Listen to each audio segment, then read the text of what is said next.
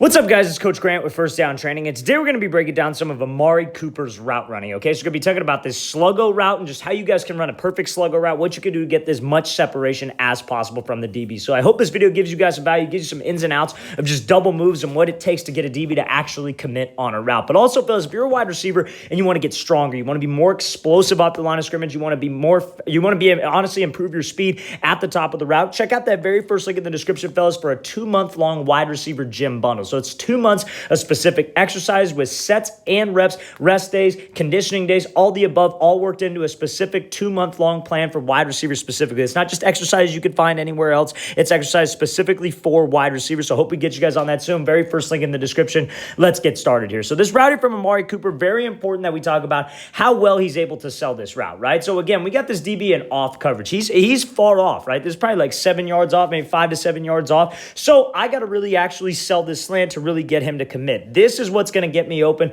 Nothing else is what's going to get me separation. How I keep separation is going to be that acceleration off of the break, but we'll get to that. So when I burst up to the slant here, it's a 3-step slant. I'm breaking off of 1 step, and then I want to go hard for 3 steps on the slant portion of the route. So a sluggo, it should never be more than 3 steps, right?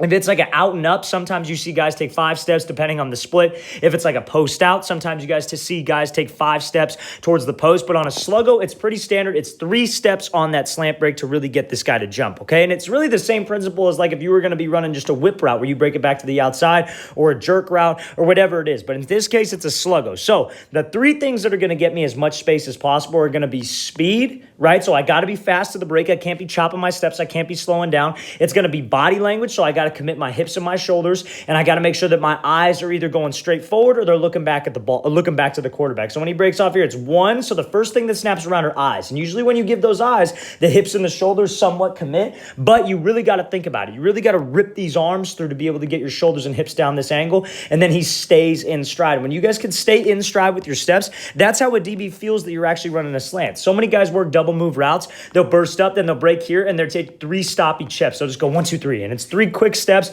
It's not hard steps. It's not anything that's going to get this DB to drive on this slant, and that's not going to get you any separation. So I got to take a full 3 strides to get this guy to commit. Then I can slip back to the outside and burst back upfield. So now when I get him to commit, and I make this hard indicator cut right here, it's at the only way you're going to be able to change direction when you're running full speed is by being sudden with your feet. If you guys are soft with those cuts or you're slowing yourself down, you're not going to create any explosion and any push to get you to this spot where you can create some separation. Because everything about break points and cutting, it's all about, a lot of people think it's about stopping. And sometimes, yeah, it is about stopping if you're running a stop route or a comeback route, whatever. But a lot of times it's about creating explosion. Can I create energy off of this cut and use that energy to shoot me back to the outside? And that's what we got to do. Now, that suddenness of the cut is what creates energy. Now, you see how Cooper, when he bursts upfield, he's not looking back right away. We know that we're still not open here. Yeah, we got a little separation, but I got to widen the distance because I know that quarterback's putting that thing out there. So I got to make sure that I keep my head down, I pump my arms, I really drive out of there and accelerate, and I don't look back for this ball till I got him by about 3 steps. That's what they'll teach you at the next level, and that was something that I learned when we got to the next level.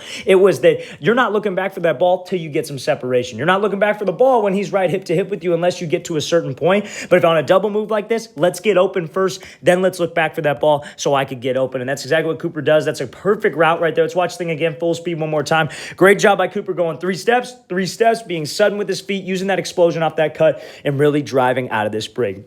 All right, guys, really want to thank you for watching. I really appreciate it. If you guys have any questions at all, please feel free to leave those in the comments below. I really appreciate the feedback. Always appreciate the comments and all kind words you guys give. It helps me, gives new ideas for new videos, so I really appreciate it. And also, fellas, wide receivers who want to get stronger. You want to improve your explosion at the top of the break. You want to improve your explosion and speed off the line of scrimmage. Check out that very first link in the description for specific exercises to do just that. Also, to help you improve your grip strength, improve your hands, everything wide receivers need to do in the gym to get better. So very first link in the description, fellas. I'll see you guys next time.